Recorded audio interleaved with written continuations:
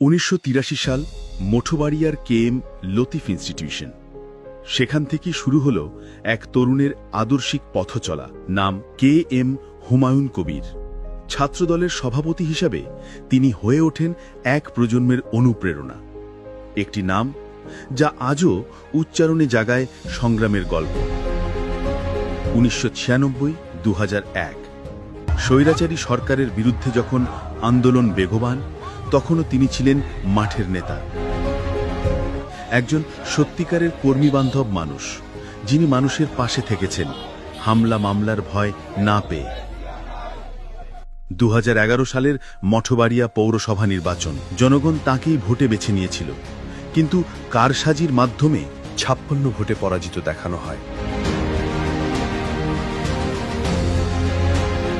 তবুও মানুষ তাকে দিয়েছে এক নতুন নাম, জনতার মেয়র।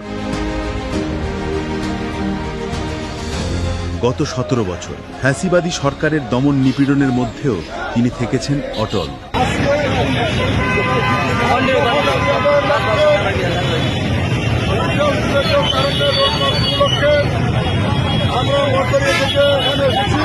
এরশাদ বিরোধী আন্দোলনের উত্তাল সময়ে জাগ্রত ছাত্র ঐক্যের অগ্রসৈনিক ছাত্রদল নেতা KM হুমায়ুন কবির নির্মম পুলিশি নির্যাতনের শিকার হয়েছিলেন, কিন্তু সেই নির্যাতনই তাকে গড়েছে একজন অদম্য সংগ্রামী মানুষে। এরশাদ পতনের পর লাখো মানুষের ভালোবাসা আর সর্বদলীয় সংবর্ধনায় সিক্ত হয়েছিলেন সেই তরুণ ছাত্রনেতা, হয়ে ওঠেন ছাত্র নেতৃত্ব তৈরির কারিগর।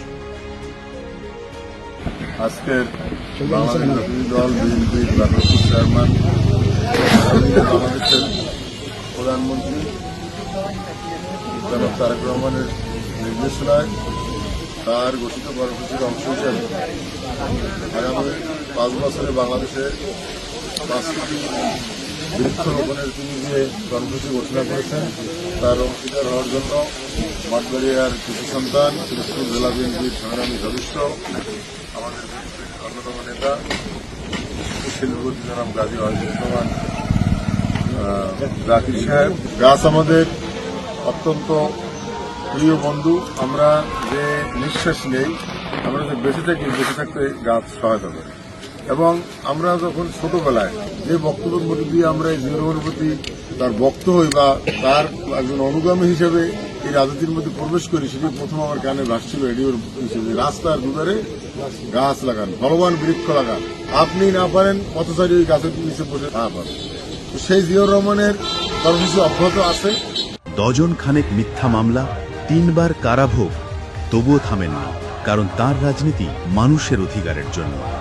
KM হুমায়ুন কবির একজন নেতার প্রতিচ্ছবি, সৎ, নির্ভীক ও পরিপূর্ণ বিএনপি নেতা।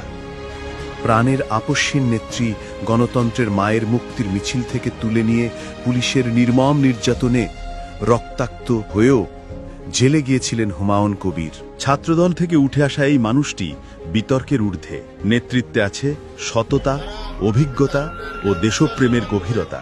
আগামী দিনে বাংলাদেশের জনগণকে আমরা বার্তা দিতে চাই যে বাংলাদেশের যতক্ষণ পর্যন্ত গণতন্ত্র ফিরে না আসবে, ভোটের অধিকার ফিরে না আসবে, এই সরকারের পতন না হবে এবং নির্দলীয় নির্মুক্ত সরকার প্রতিষ্ঠিত না হওয়া পর্যন্ত দেশনেত্রী বেগম খালেদা জিয়ার মুক্তি, তারেক রহমানের সময় নয় বাংলাদেশে ফিরিয়ে না আনা পর্যন্ত আমাদের আন্দোলন চলবে এবং আমরা এই আন্দোলন যাব না। তার স্বপ্ন 31 দফা অঙ্গীকারের মূল প্রতিশ্রুতি, কর্মসংস্থান সৃষ্টি ও যুব উন্নয়ন, মাদক ও সন্ত্রাসের বিরুদ্ধে জিরো টলারেন্স, শিক্ষা ও স্বাস্থ্য খাতে বিপ্লব, নারীর ক্ষমতায়ন ও নিরাপত্তা, স্থানীয় শিল্প ও উদ্যোক্তা পুনর্জাগরণ, বেকার যুবকদের প্রশিক্ষণ ও কর্মসংস্থান ফান্ড। 31 দফা জন অঙ্গীকার, যা বাস্তবায়িত হলে বদলে যাবে মঠবাড়িয়ার চেহারা। তিনি শুধু রাজনীতিবিদ নন, তিনি একজন সংগ্রামী মানুষ, যিনি প্রতিটি পদক্ষেপে প্রমাণ করেছেন রাজনীতি মানে জনগণের সেবা। তিনি শুধু একজন প্রার্থী নন, তিনি এই অঞ্চলের মানুষের আস্থা, সংগ্রাম ও স্বপ্নের প্রতীক। জনতার মেয়র KM হুমায়ুন কবির। ধানের শীষে ভোট দিন। আমাদের বাঁচার স্বপ্ন, আগামী দিনের আস্থা, একটি আলোর প্রতিশ্রুতি। এই জনপদে আলোর প্রদীপ জ্বালাতে শহীদ জিয়ার আদর্শের প্রহরী জনাব তারেক রহমানের অত্যন্ত বিশ্বস্ত কেএম হুমায়ুন কবিরকে বাংলাদেশ জাতীয়তাবাদী দলের মনোনীত ধানের শীষের প্রার্থী হয়ে সংসদ সদস্য হিসেবে পাওয়া মঠবাড়িয়াবাসীর সময়ের শ্রেষ্ঠ দাবি। আপনার ভোটেই ফিরে আসবে মঠবাড়িয়ার গর্ব, আপনার কণ্ঠেই জেগে উঠবে মানুষের বাংলাদেশ।